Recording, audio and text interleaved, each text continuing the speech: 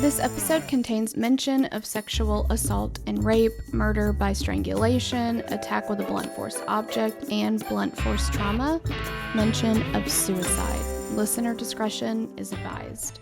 In April of 2016, UT Austin freshman Haruka Weiser left an evening dance practice to head back to her dorm. She called her roommate to let her know that she was on the way, but she never made it. When she failed to show up the next morning and missed her early classes, a missing persons report was filed, and authorities began the search for Haruka along the path she was known to take between classes. The next day, her body was found on campus, and with help from surveillance footage, a suspect emerged and was arrested within days. Haruka's death led to increased security on campus and left a lasting impact on the UT Austin community. All right, guys, so we've got another case for you today. This one, I think I say this every time. It's rough. It's pretty rough. You sure you can handle this shit, sir? There's also going to be some questions about the justice system, how things work. Was this the right decision? Is this how we should do things? Those kind of questions, which I'm very, very interested in. That's a big part of why I really like watching trials and seeing how, because as a person who was just interested in true crime and could be selected on a jury pool, although with the rise of true crime fanatics and podcasters and YouTubers, I don't know, maybe I would get kicked off a jury. But anyway. You just have to trust your gut. As a citizen who could be on a jury pool, I'm not a lawyer, I'm not a detective, I'm not, all of those things. I'm very interested to see how the law is actually applied and how, you watch forensic files, you watch cold case files, all these things snapped, and you hear things like, well, this person confessed, and you're like, okay, well, then they did it. Wow, I can't find a flaw in his logic. Right? Like I wouldn't confess to something I didn't do. That was a lesson that I've learned over and over and over and over is just not true. Like, it's possible. There are techniques out there that are designed only to elicit confessions, right? And there's all these mental gymnastics and all of these things. But there are so many things that just as somebody, and just as a person, we are conditioned to believe the police would not arrest somebody who didn't do anything wrong. Prosecutors wouldn't prosecute somebody who didn't, because you can't, right? If there's no evidence there, they can't arrest you. Well, that's not true. Now we know that's not true. So looking at how the law is actually applied and why the law is written the way that it is, I remember growing up and hearing things like, oh, well, this person was found not guilty. And it's like, but how? But I know they did it. And if you know they did it, how come you can't convict them? And it's like, well, there has to be proof beyond a reasonable doubt. And sometimes that hurts because you can look at something like Casey Anthony. Short of video of somebody else doing something to that little girl, I don't know that I would ever believe that she did not, intentional or not, have something to do with Kaylee's death. Cause her death. Not just like know about it and do something like cause her death. So that not guilty verdict hurt. And it still hurts. And it hurts a lot of people. But without adequate proof, without procedures being properly followed, and we'll get into all of this, you can't just convict somebody because you are positive that's what happened, right? Even though sometimes, like in that situation, we really want to because everybody knows. I mean, there are some, OJ, everybody knows he did it. So sometimes it works the opposite way where it's like that person should have been convicted and they weren't. More often than not, it works the other way where somebody should not have been convicted and they were. So anyway, all of that to say, that kind of stuff is very interesting to me. I like to learn about how law is applied, why things are set up the way that they are, how an outcome might happen that on the face of it seems like it shouldn't have been that way, that kind of thing. So we will get into some of those topics in this case. Let's do it together, okay? First, a big hey girl thanks to Mallory Hornig for requesting the case. I'd never heard of this one. And a big hey girl thanks to Mark for writing and researching it. And, let's just jump into it, shall we? Let's talk about Haruka first. She was 18 years old when she attended the University of Texas in Austin. She was a freshman at the school. She was also participating in dance, and she was on a full scholarship for dance. She was a very, very, very talented individual, literally all the way around. She was the kind of person that was inspiring to everybody around her. I watched an interview that her friends did with the local news where she grew up in Oregon, and just the stories they told about her, it was just really incredible. So she was this incredible dancer, but she didn't ever tell anybody that she was. She would say, oh, I dance. Oh, I'm not that good. Like, oh, I like it, but I'm not the best dancer out there or whatever. And they're like, and then you go watch her and she's incredible. Or she would be like, oh, I'm in this performance, but my part's really small. You don't worry. Her friends would be like, oh, I want to come see your performance. And she's like, oh, my part's small. Don't worry about it. And they were like, would get there and she'd be the star of the show. Like literally her part was the biggest part, and they said, even if she had the smaller part, like your eye was drawn to her and things like that, but very, very humble person. So she was on a full scholarship for dance. So that's how talented she was at dance, but she kind of minimized that to everybody. She was not a boastful person at all. She was the oldest child of Thomas Weiser and Yasuyo, and then I'm going to really try with this last name, you guys. I'm so sorry. I'm going to try it two different ways. Sunemani or Sunemani? It all sounds the same to me. Sunem... 5 hours later. Sunemine? I don't know. This is a lot of letters together that I don't understand how to say them, and I'm so sorry.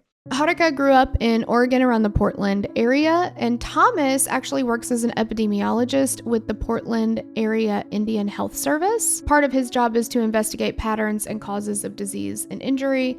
And Yasuyo is a medical social worker focusing. Sean Connery made an appearance. Okay, focusing on patients and families that are undergoing dialysis. So both involved in medicine, both very talented and successful people in their own right. Haruka had two siblings, a younger brother, Noboru, who goes by Nobu, and a younger sister, Naomi. The family had lived in Beaverton, Oregon, which is a suburb of Portland, for several years, and they're a very close-knit family. They were always there for each other.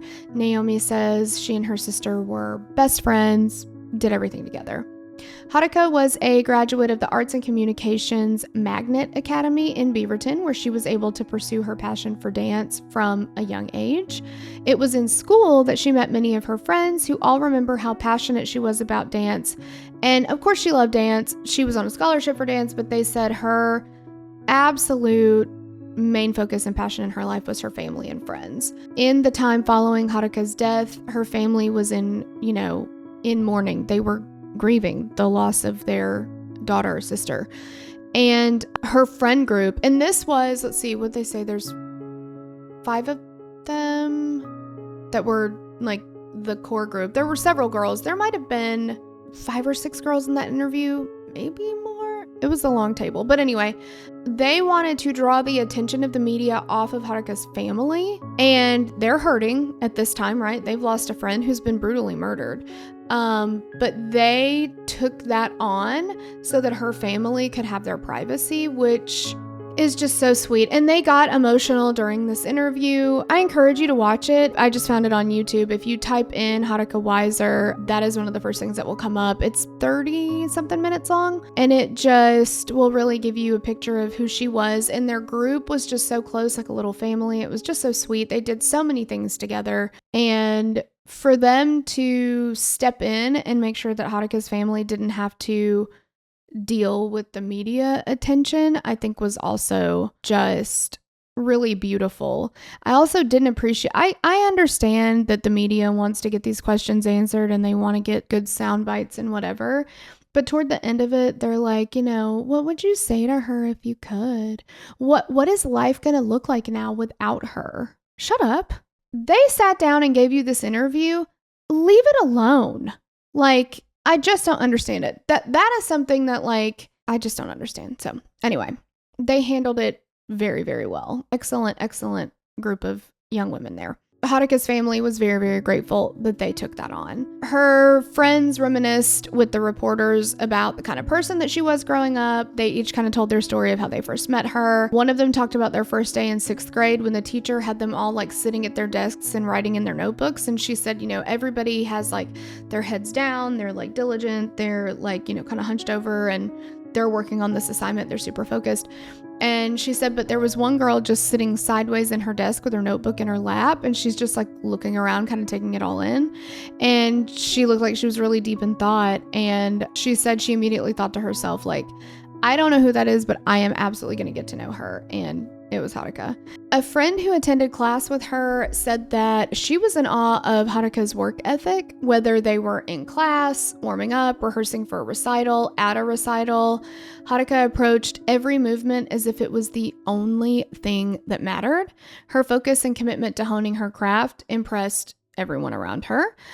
She was extremely passionate about everything that she did. Like I said, incredibly humble at the same time. Her friends all say that she was the string that held their group together, and she didn't hesitate to like badger them about going out on pre-dawn walks or runs to watch the sunrise. Like her friends would be like, Haruka would be like, let's watch the sunrise or whatever. And they're like, or what if we slept? And she's like, come on, it's going to be so pretty. Like, I think they used the word badger, but they used it in a very loving way. Like, she wasn't afraid to be like, come on, I think it's really going to be beautiful. Let's try. They also said that she was like kind of the leader of their group in the sense that like, they were kind of all like, oh, okay, I don't know. Let's just like go grab coffee. And she's like, or I found this list of like nearby free concerts and let's go do one of those. Or she was always finding like all these really incredible things or like really incredible hikes, or when the sunrise or sunset was supposed to be especially beautiful. Like she really got them into all that. And they also did all these like themed baking nights. Like, again, I'm telling you, go listen to their interview, because if you need like ideas of things to do with your group of friends, it really was just so sweet to watch. And they did so many sweet things together. Like it's just, it's so sweet. While dance was her passion, Haruka had developed a recent interest in the medical field, and so much so that she was planning on taking a summer internship at a hospital. And she had told some friends that she was really excited because there was a chance that she'd be able to actually go into operating rooms and watch surgeries, which was what she was most interested in. She wanted to go in surgery of some kind. When she was asked about what she wanted to focus on while in school, she started telling people she was doing dance and pre-med. So medicine was definitely, she was headed in that direction. I already mentioned Haruka got a full scholarship for dance to the University of Texas, and the university has been around since the late 1800s and has a total undergrad enrollment around 40,000 students. That's a lot, just like a lot of people. It's very people-y. The school typically ranks high on lists ranking national colleges and universities, ranking 32nd on the 2024 list put together by US News. It's divided into 13 schools and colleges, with the biggest being for liberal arts, but they also offer business, engineering, nursing programs. Those are all highly ranked as well. Since the school has such a large and reputable liberal arts program, it was perfect for Haruka. She loved campus life. She loved living in her dorm. It also didn't hurt that Austin is known for its vibrant art scene. It's got lots of art galleries, studios, exhibitions of various mediums. And it won't come as a surprise that while she attended the school, Haruka didn't have a problem finding and making new friends, right? She was going to be part of a dance production being put on by the school, so she and fellow students had been practicing and rehearsing leading up to opening night. On Sunday, April 3rd, 2016, she went to a rehearsal that was held in the evening. When she gets out of the rehearsal, she calls her roommate, this is 9:30 p.m., to let her know, I'm on my way back to the dorm. She left the F. Lauren Drama Building and headed to Prather Hall, where her dorm was. She went along the usual path that she took, but she never made it back to the dorm. The following morning, she missed an early class, and the UT Police Department, UTPD, was called about a missing person around 11 a.m. on April the 4th. Friends told them that Haruka was last seen wearing a long-sleeve black mock turtleneck, black leggings, and some brown Doc Marten shoes, size small. Her roommate told them that she left carrying a small blue duffel bag, and inside that bag was her MacBook, her iPhone, a jacket, and some books for school. UTPD officers initially searched the nearby area. They didn't find any signs of Haruka. They went through their procedures when situations like this arise, which is to talk to her friends in the area, talk to her family, see if anybody knows anything. It's a college campus, so for them, it's not unusual for a student to quote unquote go missing. This typically ends up being they ended up crashing at somebody else's house. They went to visit family for the weekend and didn't tell you. Something like that, right? They're not actually missing. They just didn't keep in touch with you. They're easily located. But after going through all of these standard procedures, talking to anybody who she might have stayed with, talking to her family, did she go back and visit them? They knew pretty quickly something was wrong because none of those situations panned out. On Tuesday, April 5th, UTPD began to expand their search to include more areas where Haruka was known to travel between classes and back and forth to her dorm. While searching one of the areas near Waller Creek, they found the body of a young woman who had obvious trauma to her body. The UTPD notified the Austin Police Department homicide unit that a body similar in size and stature to Haruka had been located, and it was later identified as Haruka. An autopsy was performed where it was noted that she had suffered obvious trauma, and it was later released to the public that the perpetrator had raped and sexually assaulted Haruka before she was strangled to death. She had also been struck by a blunt object, leaving a skull fracture on the left side of her head. Authorities waited to make any kind of public identification until they could identify Haruka's family. Students at the school were alerted that a body had been found near the Alumni Center on campus, and it was being investigated as a homicide. On April 7th, Gregory Fenvis, the university president, sent another email out to the students, and by this time, the Austin PD had spoken with Haruka's parents. So I'm going to call him Gregory because I cannot figure out how to say his last name. He released her identity to the university. In the email, he expressed condolences to the Weiser family and friends of Haruka, while also letting the student body know that Austin PD was working diligently to find the person responsible, because there's a lot of play here, but this is a college campus where a young woman is found to have been murdered, and you still have classes to attend. You still have things to do at night. And this happened on the college campus. Like, it's just terrible. Terrifying. The investigation into Haruka's murder moved quickly. The campus had security cameras. Again, if you're going to do something like this, I'm glad that you do it where there's lots of security cameras, but like, so many security cameras, dude. What did you think was going to happen? Like, I don't understand. But so investigators obviously are going to start looking through the security footage to see what they can find. As they start to watch the video, they tried to focus first on the routes that they knew that she would have taken. Like, here's the drama building, here's her dorm, how would she have gone? Let's focus on those routes first. At one point around 9:20 p.m., they noticed a black male riding a bike around the area. He didn't seem to be going anywhere in particular. He's just kind of like riding around. He's seen on various cameras going back and forth. He approached a parked van that was in an area that looks like it was used as like a loading dock, and he checked to see if the doors were unlocked. He was riding what they thought was a pink or red women's mountain bike, wearing a black jacket with an orange shirt underneath it. He appeared to have on gray pants and red or orange running shoes. He was also carrying a big backpack as he rode. He looked to be around 6 feet tall. He had an athletic build. He did wear glasses. And from all accounts, he looked like any other student in the area. And again, that's another thing. Like, this is not a desolate area. This is not in the woods somewhere. This is not along a like country road or anything like that.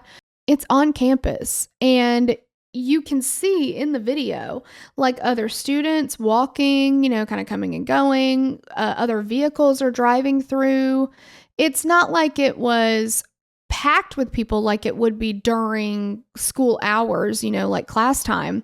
But there were still plenty of people out. It wasn't like you could guarantee nobody else was around either, So after the man had walked around the van for a little while, he gets back on his bike. He exits the view of the cameras, and then at 9:38 p.m., he reappears, and he goes back to the van that he was looking at earlier. As he got back, another figure can be seen walking into the area. This is a female dressed in all black, looking down at her phone. as she's walking toward the Alumni Center, and this is Haruka. As she passed, the man on the bike watches her intently. He stops what he's doing. He is focused on her. Once she's past him, he puts the kickstand on his bike down, and he gets off, and then he reaches his left hand into the back of his pants, and he pulls out what the investigators described as a, quote, shiny, rigid object. The man follows behind Haruka as she walks over a nearby bridge and down the sidewalk that went behind the Alumni Center and then along the west bank of Waller Creek. At 11:47 p.m., the man can be seen again on security footage in a different area. He was walking down a sidewalk along a road, pushing the bike he was riding earlier. As he walked, he appeared to have a slight limp, and he appeared to have some kind of injury to his left leg. And in the footage, as he walked, he can be seen carrying another bag besides the backpack he had earlier. Now he's also carrying a small duffel bag. He was last seen walking northbound and then off camera. On April 7th, the authorities released portions of the footage of the man to the media in hopes that somebody could identify him. A little after 4 p.m., the homicide unit received a call from the captain of the Austin Fire Department. And he says they received a call on the morning of April 4th about a fire in a building on Medical Arts Street, which was the same direction that the man was last seen heading towards. So the captain tells them the building was this abandoned building. When the firefighters got there, they found a young black man inside and he was burning things. So they put the fire out and they called the Austin police because the man told them that he was 17 years old and he describes himself as homeless. The fire department took possession of the bike that he had for safekeeping, while the police took him to LifeWorks, which was a local homeless shelter that offers services and assistance to youths and young adults in the area. Because again, he says he has no place to stay. The officer seized the items that the man had, which included several bags and a backpack. He was taken to the shelter and given a room, and the interaction between the young man and the police was recorded on the cameras inside the police car. The young man's name is Mikhail Kreiner. Upon receiving this call from the fire captain, investigators immediately went to look through the footage from the patrol car that had responded to the call from the fire department. And when they watched the video, they noticed that Kreiner was wearing the same style and color of pants and shoes that they saw in the surveillance footage from earlier. Kreiner also matched the description they were able to come up with from the earlier footage as well. So they looked through the items that Kreiner had in his possession at the time, one of which was that small blue duffel bag. They took a photo and showed it to Haruka's friends and roommates, and they all recognized it as the one that Haruka carried with her, and they know that she was carrying it the night that she was murdered. One of them was at the rehearsal that night with Haruka and confirmed that she saw her with that bag and that Haruka had left class that night with it. Investigators went back to where the fire had been to look around. They found a brown Doc Martens shoe, size small, a notebook that had been partially burned and contained college-level coursework, and a black jacket that was identical to the one that Haruka had been last seen wearing. Around 5:20 p.m., they went to LifeWorks and they found Kreiner. He was detained for suspected tampering with evidence and transported to the Austin Police Homicide Unit.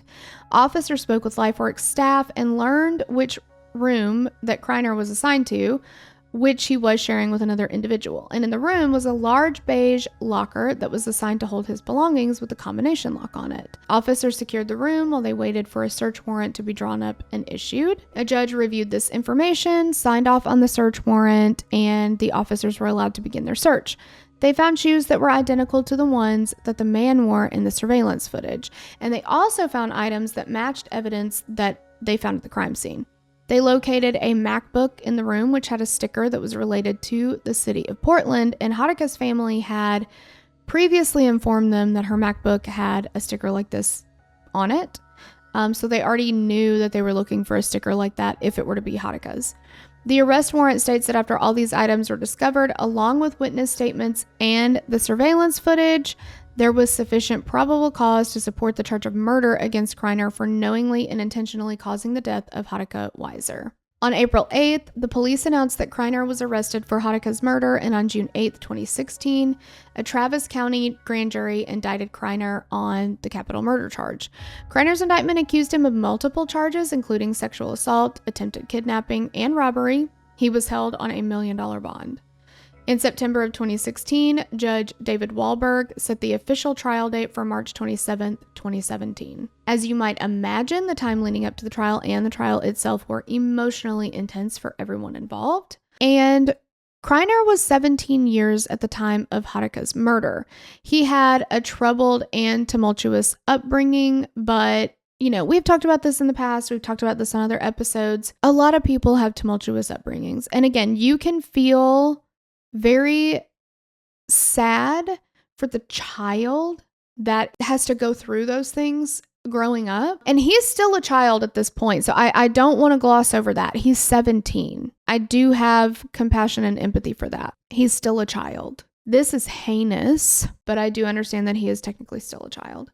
But we know the difference between right and wrong by now. And this is so much different, obviously, than doing some, dumb shit that 17-year-old kids do. And later when you get older, you're like, oh yeah, I used to, throw rocks at cars when they drove by, or whatever it is teenage boys do. I don't know. You don't hear grown men talking about the silly, just kind of dumb, juvenile, immature things that they did as a 17-year-old, including raping and murdering somebody. So Kreiner's family has what was described as a, quote, extensive history with the Texas Department of Family and Protective Services. When he was 2 years old, he was taken out of the custody of his mother and placed to live with his grandmother. Over the years, the state investigated several allegations of abuse and neglect. In 2011, Kreiner's mother told him that she wanted to regain custody of him, but he did not want to go with her.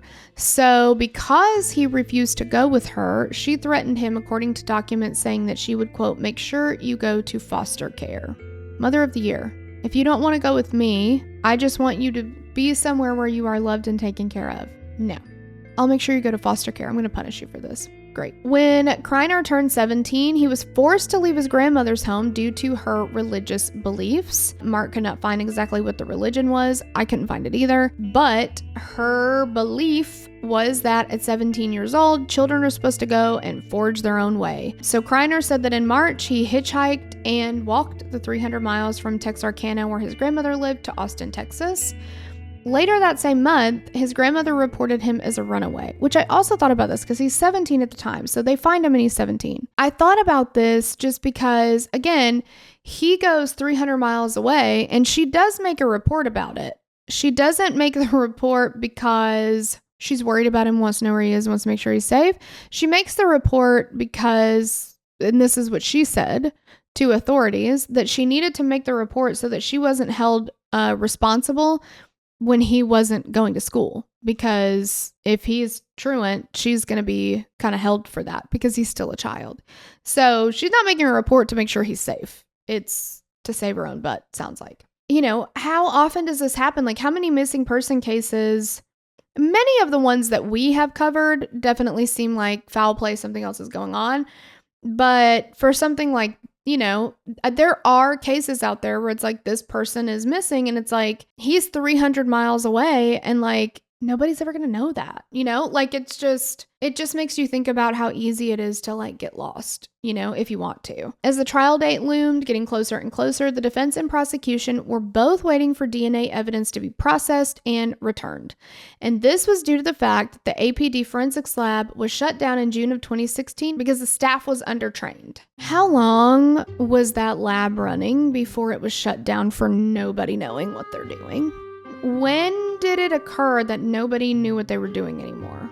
Did they start out knowing what they were doing and then people retired, and as they retired, everybody was like, yeah, I don't know. That is so concerning to me. Very concerning to me. And I'm being dramatic. It was shut down for the staff being undertrained. I watched the entire Karen Reed trial in Canton, Massachusetts. I'm going to be doing some videos and episodes on that. They apparently didn't know how to collect evidence, so they used solo cups and used a leaf blower to blow snow out of the way to find more evidence. The amount of people who work in forensics, people who work in this, who are apparently undertrained is very concerning to me. It should be concerning to you too. Like, that was something that I didn't think was a thing. Because again, growing up on like forensics files, cold case files, I thought they were infallible. They knew what was going on. They knew what they were doing. That's not always the case. So just anyway, it's scary.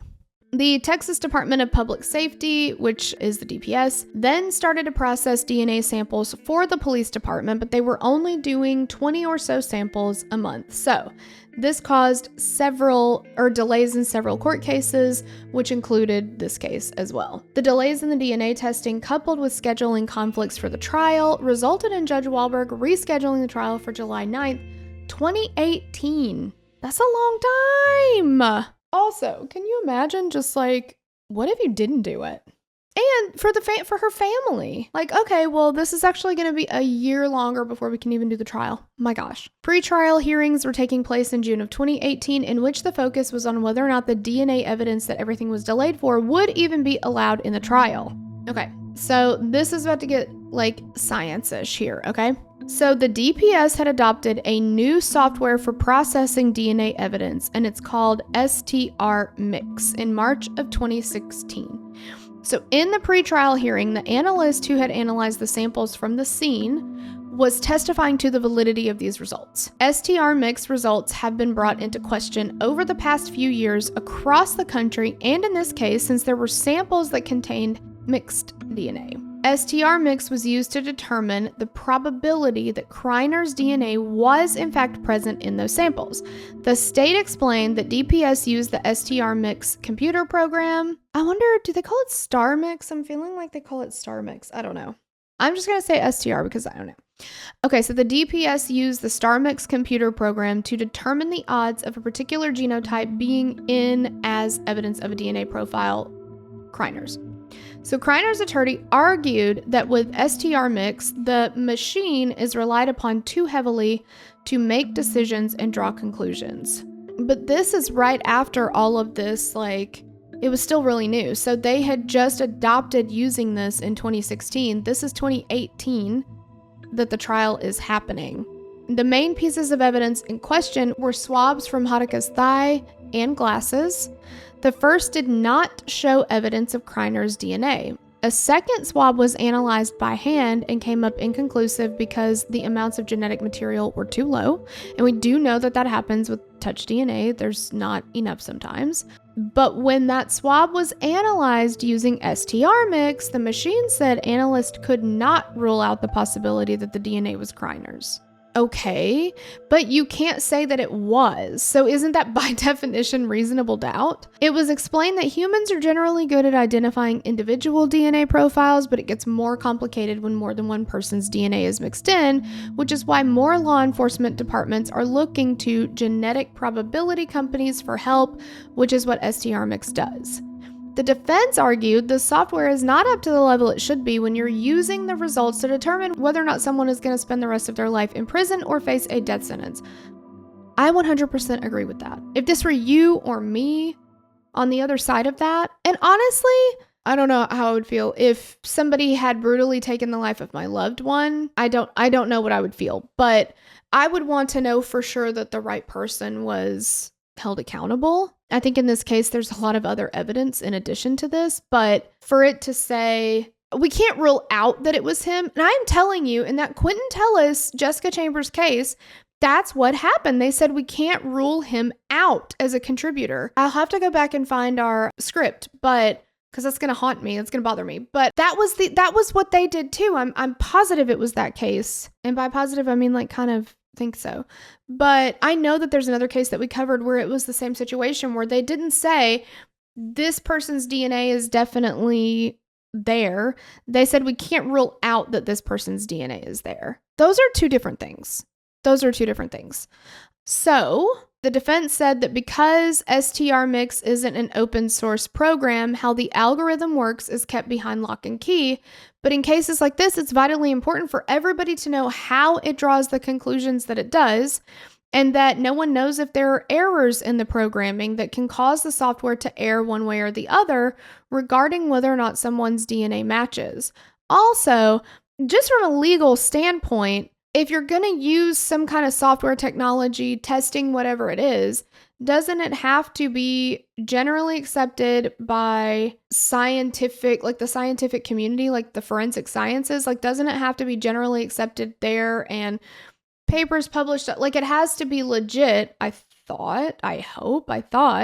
So if none of these scientists who are using it even know how it works necessarily because it's proprietary, I mean, we're getting into Elizabeth Holmes territory, are we not? I can't tell you how it works, but it just gives you the results you think you need somehow. I don't know. I don't like that. They said that as a whole, too much was being left to the machines and a human being should be able to explain it so that everyone could understand it, or it shouldn't be allowed to be included.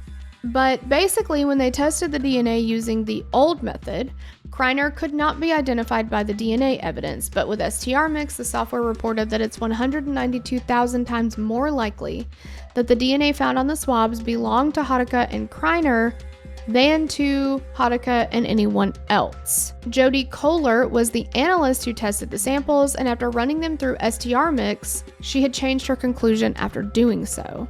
And she testified that she did not follow the DPS multi-step standard operating procedure when she made this change. And that's what we in the biz call the DPS SOPs, standard operating procedures. She did not follow them. The DPS was also called upon to produce some of the documentation from the testing, which would have supported Kohler's conclusion, but they were unable to. After weighing arguments from both sides, Judge Wahlberg ruled that the DNA evidence would not be included in the trial due to the two different outcomes using two different methods. Also, the fact that Kohler did not follow the procedure that she was supposed to have followed, and the DPS being unable to produce the documentation that would have supported this outcome when asked. I cannot with this. Who does this hurt? You know that meme that's like, do tattoos hurt? And it's like, they hurt the people you love, you know, and it's like, haha, funny. Does not following protocol hurt? It hurts a lot of people. It hurts the families and the friends of victims who are trying to look for justice. It hurts the family and friends of people who are on trial that maybe wrongfully are, that shouldn't be there. It hurts all of the other possible victims of this perpetrator, if this person has in fact done this, because if you don't follow what you're supposed to follow, and I'm real passionate about this right now, especially after the Karen Reed case. And again, I'm going to do more about that. It's a very, very polarizing case, and I understand that. There's a lot of people who think either she's guilty or think she's innocent, and there's a lot of hate on either side.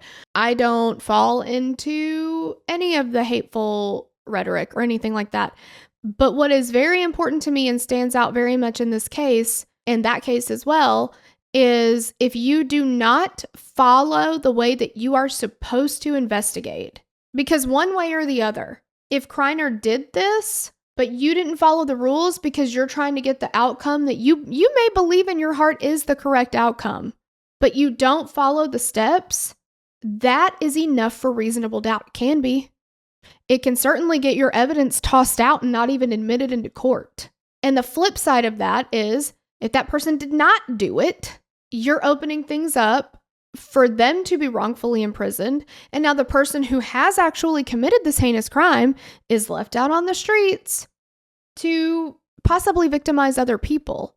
So you're not just hurting the victims of this case's friends, family, loved ones, all the things. You're not just hurting the defendants, all of those things, the defendant themselves if they haven't done this crime, but you're also opening the door for more victims to be created.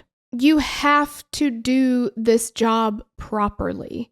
There's a lot of jobs that you can just go about it the way you want to go about it and like deal with it. There's a lot of jobs like that. Get one of those. This job, the way that you do it, doing it right, doing it in an ethical way matters. I will never not feel that way. Like, I just cannot. So that DNA evidence out, not coming into trial. The trial started with the defense and prosecution giving their statements. Over the course of several days, witnesses were called for the prosecution and the defense. The prosecution laid out everything they had. Even though the DNA evidence was excluded, they still felt like they had a very strong case against Kreiner. They called tech experts to testify to the validity of all the security footage that they went over, hundreds of hours worth of tape. Friends testified to Haruka's location the night that she was murdered and said that she suddenly stopped responding to text messages around 9:40 p.m. the night that she was murdered. Firefighters testified that they reported to the call of a fire where Kreiner was first found before being transported to LifeWorks. The defense played the dash footage of Kreiner at this vacant building. The responding officer said that he felt like it was odd that somebody who was in the situation that Kreiner was in, he's 17, he doesn't have anywhere to live, he doesn't have anybody taking care of him, he doesn't have a job, that he would be able to afford the MacBook that they found with his belongings. That was kind of a red flag to them. There were some eyeglasses found at the crime scene, which the prosecution said were Kreiner's glasses. And so they did go and verify, they tracked down where these were bought, and they talked to the salesperson. The salesperson said, yes, I did sell these glasses to this person, which on its face you're like, how would you remember? I don't know how long ago he'd gotten them or anything like that, and many people could have the same prescription, right?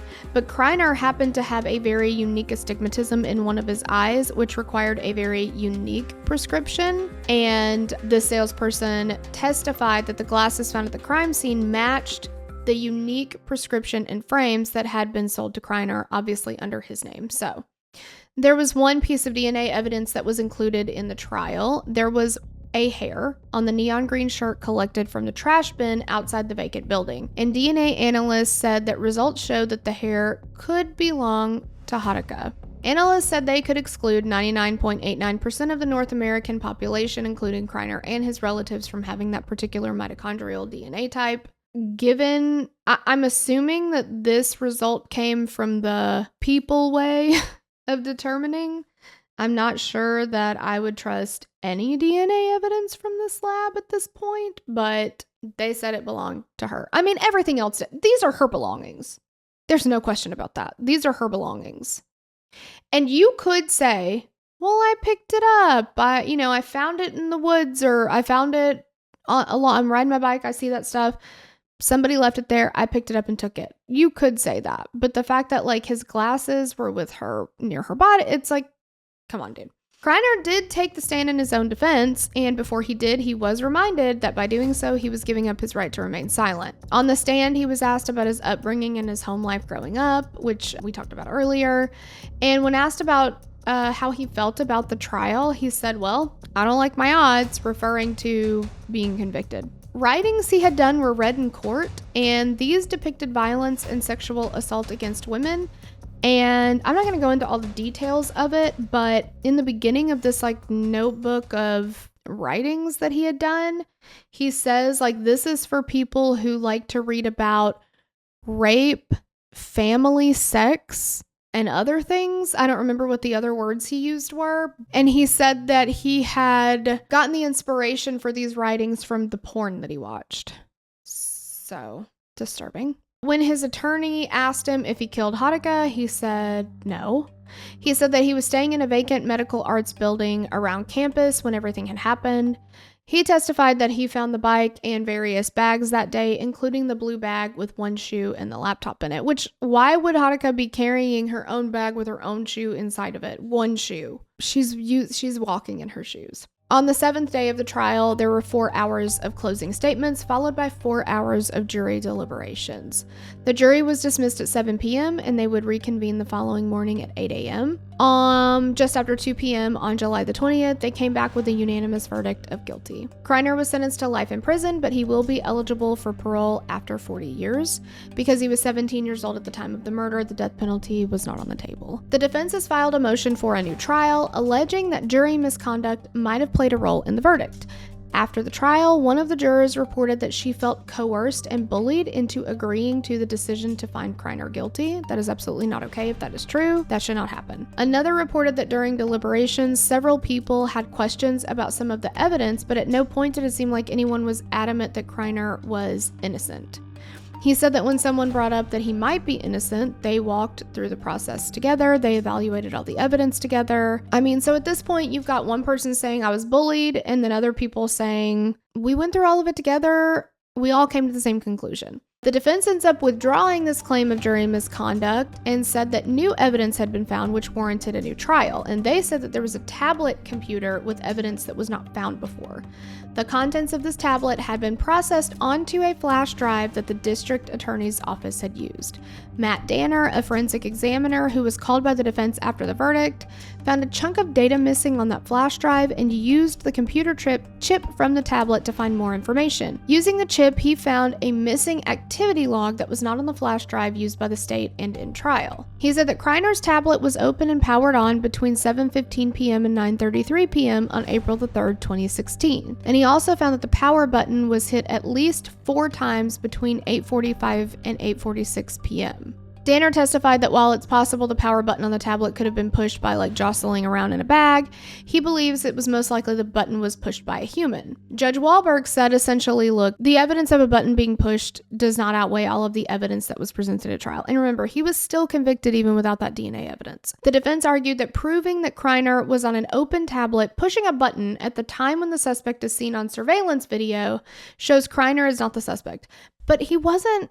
Between 8:45 and 8:46 is when the button was pushed. That's not when they're talking about it, right? I mean, I guess he was riding around on his bike for a while earlier. I don't know. The state objected, saying that this was not new evidence and that the suspect goes back and forth out of the video, in and out of camera frame. We can't see him at all times. He could have pulled it out of his backpack, pushed the button, put it back in, Ultimately, Judge Wahlberg agreed with the prosecution that this new evidence did not warrant a new trial. After he announced this in court, Kreiner leaned to his lawyer and said, well, that went fast. Haruka's father spoke to the courtroom when Kreiner was originally sentenced, and he said, quote, I promise you this, the Texas State Board of Paroles and Pardons will need to build a new room to hold all the letters that I and everyone that loves Haruka will be writing to make sure that your twisted fantasies remain just that.